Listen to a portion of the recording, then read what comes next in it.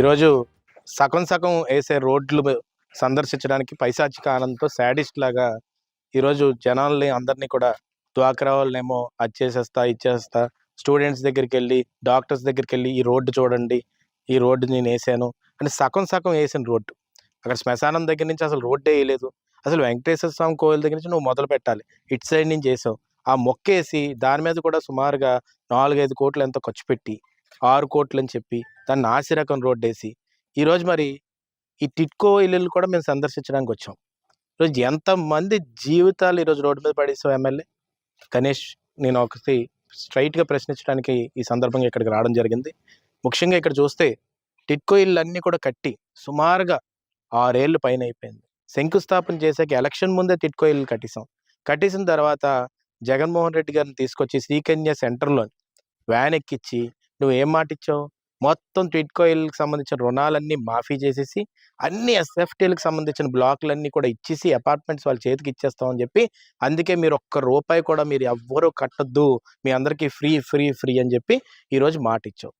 ఆ రోజు మాట ఇచ్చిన మాటని ఈరోజు 5 ఏళ్ళు అయిపోయింది, ఎలక్షన్లు వచ్చేస్తున్నాయి. ఈ టిట్కో ఇల్లు గురించి మాత్రం ఎవ్వరు ఏం మాట్లాడట్లేదు. ఈ టిట్కో ఇల్లులోని ఎన్టీఆర్ కాలనీ అని పెట్టి ఒక పార్క్ పెట్టి కొన్ని షట్టర్స్ పెట్టి దాంట్లో కూడా మార్కెట్ పెట్టి ఇవన్నీ కూడా చేద్దాం, పార్క్ పెడదాం, ఎన్విరాన్మెంట్ మంచిగా తయారు చేసి ఇదంతా రోడ్డు వేద్దాం అని చెప్పి మొత్తం శాంక్షన్ చేస్తే ఆ డబ్బులన్నీ కూడా నాశనం చేసేసి ఆ డబ్బు ₹1 తెచ్చే సత్తా లేక సెల్ఫీలు తీసుకోవడమే నీ పని అయిపోయి ఈరోజు అదే రోడ్డు దగ్గరికి వెళ్ళి సెల్ఫీలు తీసుకొని బతుకుతున్నావు తప్ప ఇంకోటి కాదు. నేను ఒకటే క్లియర్గా స్ట్రైట్గా నేను అడుగుతుంది ఏంటంటే, నర్సీపట్నం జనాన్ని అంత తక్కువగా చూస్తున్నావు నువ్వు. మేమేంటి స్వతంత్రం వచ్చిన తర్వాత మొట్టమొదటి రోడ్డు ఇదే చూసామనుకుంటున్నావు నువ్వు? ఎన్ని రోడ్లు వేశారు అయ్యన్నపాత్రి గారు? 95లో ఆర్ఎండ్బి మంత్రి చేసినప్పుడే వందలాది కోట్లు తీసుకొచ్చి నర్సీపట్నం నియోజకవర్గానికి రోడ్లు వేశారు. మొన్న పంచాయతీరాజ్ మినిస్టర్ తర్వాత ఆర్ఎండ్బి మంత్రి అయిన తర్వాత నీ కళ్ళ ముందు ఇక్కడ శారదానగర్ మధ్యలో రోడ్డే అది సుమారుగా 9-10 కోట్లు ఉంటుంది. అక్కడ మరిడం కోయిల్ దగ్గర నువ్వు వచ్చి శంకుస్థాపన చేసావు, మా శంకుస్థాపన రాయి పక్కన. మరి అక్కడ ఏం పీకేవండి? ఏ పీకలేదు నువ్వు, అక్కడ చెత్త వేస్తున్నావు. అక్కడ హైవే లాగా అంత పెద్ద రోడ్డుని ఇరిగేషన్ డిపార్ట్మెంట్ని కూడా మాట్లాడి కొలాబరేట్ చేసుకుని అంత పెద్ద రోడ్డుని వేసిన సత్తా ఉన్న నాయకుడు అయ్యన్నపాత్రి గారు 9-10 కోట్లు అక్కడ కూడా ఖర్చు పెట్టి జాతీయ నాయకులు విగ్రహాలు అక్కడ పెట్టాలని చెప్పి విగ్రహాలు కూడా తయారు చేయడానికి ఆర్డర్ ఇస్తే, అల్లూరి సీతారామరాజు విగ్రహాన్ని అక్కడ పెట్టాలని చెప్పి ముందు ఆలోచిస్తే అల్లూరి సీతారామరాజు విగ్రహాన్ని కూడా నువ్వు పెట్టలేని సత్తా లేని ఎమ్మెల్యే నువ్వు. అక్కడ పెద్ద ఆఫ్రికన్ ఎలిఫెంట్ని తయారు చేసి ఒక మూలను పెట్టి అక్కడ అందరినీ కూడా పార్క్ తయారు చేద్దామని ఆర్డర్ ఇస్తే ఆ ఎలిఫెంట్ తయారు చేసిన వాడికి కూడా డబ్బులు ఇవ్వలేని సత్తా లేని ఎమ్మెల్యే నువ్వు. అలాంటి వ్యక్తివి ఈరోజు వచ్చి అక్కడ సగం సగం రోడ్డు వేసి ఎవరు నమ్ముతాడంటే జనం? మళ్ళీ జనాలను అంత తక్కువగా చూడడం అంటే, పూర్వం ఏమనేవారంటే నర్సీపట్నం ఒక కొండ ప్రాంతం అనేవారు. అంటే జనాలందరూ ఇక్కడ అందరూ కూడా కొండ ప్రాంతంలో బతుకుతున్నారని నువ్వు అనుకుంటున్నావా? నువ్వు ఒక్కసారి జోగంపేట మీద నుంచి అలాగ ఒకసారి తాండవ ఐలాండ్ రోడ్డుని చూడు. ఆ రోడ్డు ఒక టూరిజం సెంటర్కి ఒక చిరునామా. ఆ రోడ్డు మీద నించుంటే మొత్తం తాండవ రిజర్వేర్ కనపడుతుంది ఒక హైవే లాగా. అక్కడి నుంచి మనకి ఎల్లవరం నుంచి కశ్మీర్ రోడ్డు చూడు. ఈరోజు గొలుగొండ మండలంలో కూడా ఇదే మోసం చేశావు నువ్వు. మధ్యలో గొయ్యల దగ్గరికి వెళ్ళి ఈ గొయ్యలన్నీ కప్పెట్టేస్తున్నాను, ఇక్కడ కానిస్టేబుల్ పడిపోయాడు, ఇక్కడంతా రోడ్డు శాంక్షన్ అయిపోయింది.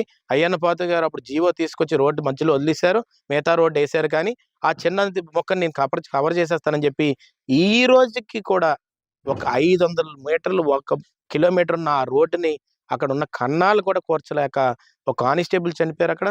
ఈరోజు ఏమో సంబరాలు చేసుకోండి గొలుగొండ మండలాన్ని అని చెప్పి అక్కడ మోసం చేశావు. తర్వాత మీరు చూస్తే వెంకటేశ్వర స్వామి కోయిల దగ్గర నుంచి నేను 40 అడుగులు వేస్తాను, అక్కడ ఉన్నదే 30 అడుగులు.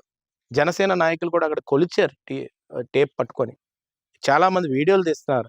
అక్కడ శ్మశానం దగ్గర కూడా రోడ్డు సరిగ్గా వేయలేదు. దాని తర్వాత ఇప్పుడు వీడియో నువ్వు ఏంటంటే తీసి ఫాస్ట్గా ఇలాగ ఏదో జూమ్ వీడియోలో తీసుకెళ్తున్నావు. దాటిన తర్వాత కూడా చూపెట్టు నువ్వు. మొత్తం గొయ్యిలే, నాసిరకం రోడ్డు వేసావు. ఇప్పుడు కానీ వర్షం పడితే ఆ రోడ్డు మొత్తం కొట్టుకొని పోతుంది. ఈరోజు నర్సీపట్నం జనాన్ని అంత తక్కువగా నువ్వు చూడొద్దు. నర్సీపట్నం జనం ఎప్పుడో 80లోనే డిగ్రీ కాలేజ్ చూశారు, ఐటీఐ కాలేజ్ చూశారు, పాలిటెక్నిక్ కాలేజ్ చూశారు, రోడ్లు చూశారు, 150 పడకల హాస్పిటల్ ఇప్పుడు చూస్తున్నారు. ఇన్ని సందర్భాలు ఇంత తెలివైన వాళ్ళు డాక్టర్లు ఐఏఎస్లు పుడుతున్న ప్రాంతం ఇది, డైరెక్టర్లు పుడుతున్న ప్రాంతం ఇది. అంత మంచి ఎదుగుతున్న నర్సీపట్నం నియోజకవర్గంలో ఏదో ఒక నాసిరకం రోడ్డు ఒక 6 కోట్లు 5 కోట్లు ఖర్చు పెట్టి నువ్వు వేసేసి దానికి ఒక కార్డు తయారు చేసి ఎంత పిచ్చి ఎమ్మెల్యేని, ఎంత మతి లేని ఎమ్మెల్యేని, ఎంత పిచ్చోడినైతే ఇప్పటికొచ్చి నర్సీపట్నం నియోజకవర్గం చూడలేదు. మనల్ని తక్కువ అంచనా వేసి తక్కువగా చూస్తున్న ఈ ఎమ్మెల్యేని ఇమీడియట్‌గా సర్ది మొత్తం బ్యాగ్ అంతా సర్ది ముందు నువ్వు కోట వర్కుల వైపు వెళ్తున్న ఆ జల్లూరు దగ్గర బ్రిడ్జ్‌నేసుకోవే. ఎందుకంటే రేపు నీకు వెళ్ళడానికి ఉపయోగపడుతది. నువ్వు పాపిరాజు కొత్తపల్లి వెళ్ళడానికి ఆ బ్రిడ్జ్ ఉపయోగపడుతది. నువ్వు బొట్టలన్నీ సర్దుకొని ఇల్లంతా మూసుకొని వెళ్ళిపోవాలి కదా రేపు ఓడిపోయిన తర్వాత. కాబట్టి ఆ బ్రిడ్జ్ ముందెయ్యి. ఆ బ్రిడ్జ్ ఏసి కనీసం నీ ఊరు వెళ్ళడానికి కూడా ఒక రోడ్డేసుకో. అంతేగాని ఇక్కడ నర్సీపట్నం జనాన్ని మోసం చేయాలని మాత్రం ఆలోచిస్తే మాత్రం తగిన శాస్తి నీకు జరుగుతది. నేను ఈరోజు నువ్వు అక్కడ సందర్శనార్థం అందరిని ఒత్తిడి పెట్టి, పిల్లలు స్కూల్ పిల్లలనట. నువ్వొచ్చి నా రోడ్డు చూడండి. అదేమన్నా పెద్ద మిలీనియం టవర్‌లా? రోడ్లు చూడండి రోడ్లు. ఒక టవర్ కట్టు దమ్ముంటే నువ్వు. ఒక కంపెనీ తీసుకురా దమ్ముంటే. అంతేగాని నువ్వు ఈరోజు ఇంత దారుణమైన పరిస్థితికి తీసుకురావద్దు. ఇప్పుడే డాక్టర్ గారు ఒకాయన కలిసారు. డాక్టర్‌ని కూడా రమ్మంటున్నావా? ఎందుకే? అంటే ఆళ్ళెప్పుడు రోడ్లు చూడలేదే నర్సీపట్నంలోని. నువ్వు ముందు ఆ చెత్తలెత్తు. అయన్నీ చెయ్యి. పరిసరాలు బాగుండేలా చెయ్యి. డ్వాక్రా మహిళా సంఘాలు నన్ను అడుగుతున్నాను నన్ను. ఆ! ఇయన్నీ మాకు రుణమాఫీ ఇయన్నీ ఉన్నాయండి. ఇయన్నీ పొదుపులు ఇయన్నీ అయన్నీ కూడా ఆపేస్తాము. ఇయన్నీ చేసేస్తాం అని చెప్పేసి వాళ్ళని కూడా బెదిరిస్తున్నావట. ఈరోజు హాస్పిటల్ పక్కన నీకు చూస్తే ఆయుష్ హాస్పిటల్ కట్టించారు. అది పూర్తి చేయవు. ఏది పూర్తి చేయవు. స్ట్రీట్ లైట్స్ లేవా? బల్బులు లేవు కొన్ని దగ్గర. బోర్లు లేవు. ఈరోజు దాకా ట్రాన్స్‌ఫార్మర్‌లకు రిబ్బన్‌లును, బోర్లకు రిబ్బన్‌లు కట్టుకొని చేసుకునే బతుకునిది. ఈరోజేమో ఏదో మా నర్సీపట్నం నియోజకవర్గం కానీ, మా నర్సీపట్నం టౌన్ కానీ ఎప్పుడు రోడ్లు చూడలేనట్టు జనాల్ని ఇంత తక్కువగా చూస్తున్నావు చూడు. దానికి తగిన శాస్తి నీకు జరుగుతది. ముందొకసారి ఈ ఇల్లు చూడు. అక్కడ టాటా కంపెనీ కట్టింది. ఇప్పుడు ఇంకో ఈ కంపెనీ కట్టింది. కంపెనీ కట్టిన తర్వాత నువ్వు టాటా కంపెనీని ఎందుకు తీసేసావు అసల?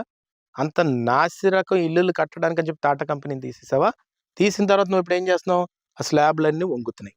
వంగిన తర్వాత ఆ ఇల్లులు ఇప్పటికొచ్చి నువ్వు ఇవ్వవు. గృహప్రవేశం చేయవు.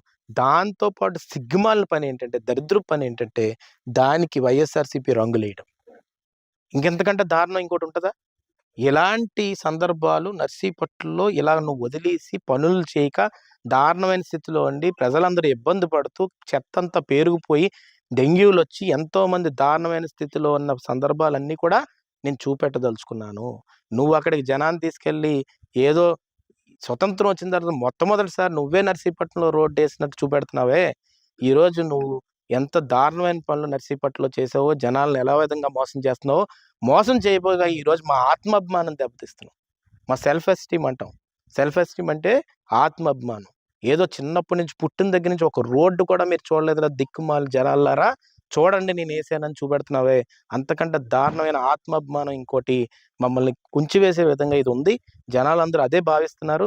ఏంటంటే ఇంత ఒత్తిడి పెట్టి అదేదో ఏసేసినట్టు, ఏదో టవర్లు కట్టేసినట్టు, ఏదో ఇల్లులు కట్టేసినట్టు చూపెడుతున్నాడండి. ఇంతకంటే దారుణం ఇంకోటి లేదని జనాలు ఈరోజు తిట్టుకుంటున్నారు. నీకు దమ్ముంటే నువ్వు వెంకటేశ్వర స్వామి కోయిల్ దగ్గర రోడ్డేసి, నువ్వు రోడ్ వైడనింగ్ అని చెప్పి అబద్ధాలాడి షాపులోళ్ళందరి దగ్గర అబద్ధాలు అయ్యి కూడా పూర్తి చేయకుండా చేసావు కదా! అయ్యి కూడా ఇయ్యి. అంతేగాని ఎలక్షన్స్ ముందు ఇలాంటి కబుర్లు చెప్పి, ఇలాంటి మోసాలు చేసి నీకు మాత్రం ఎవ్వరు కూడా ఈసారి క్షమించరు. అదైతే గుర్తుపెట్టుకో అని చెప్పి ఈ సందర్భంగా చెప్తాను.